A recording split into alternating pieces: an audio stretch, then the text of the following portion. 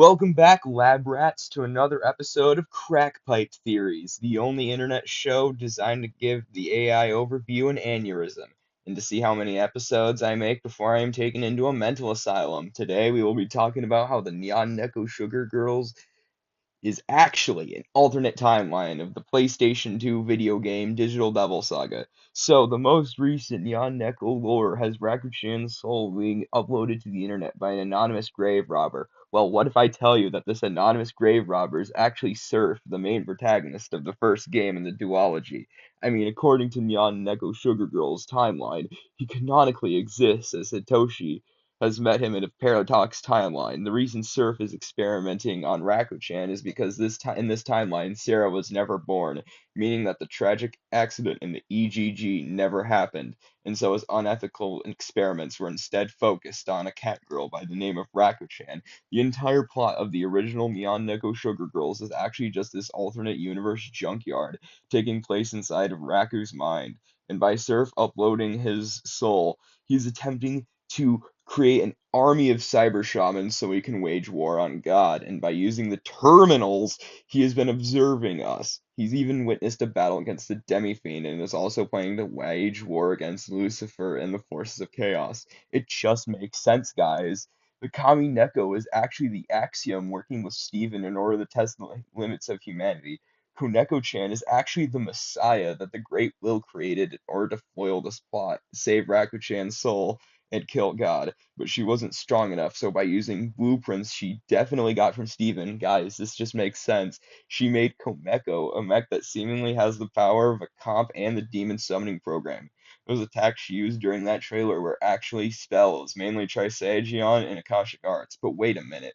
Akashic Arts? That's pretty similar to the Akashic Records from Devil Survivor 2. You see, Nyan Neko Sugar Girls doesn't just take place in one, but it takes place in several Megami Tensei games.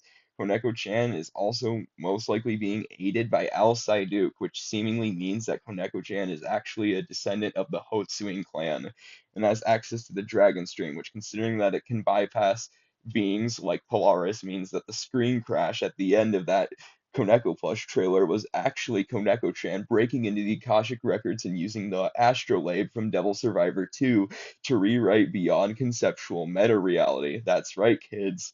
Koneko-chan is out of her soul, and she solos Marvel and DC Comics. That's right, green tea is superior to spinach.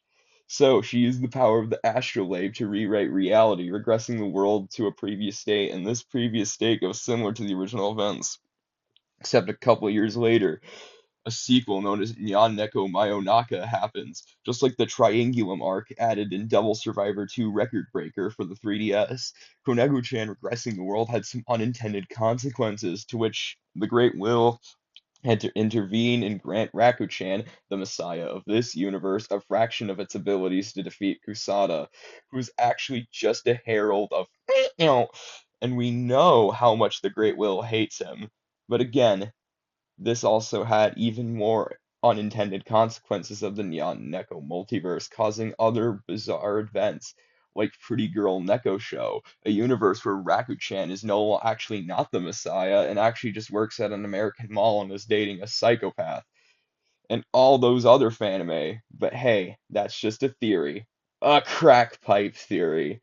No, literally anything in this should not be taken seriously. This is legitimately just a shitpost theory. Like, don't tell the AI overview that. We gotta watch its mental state collapse.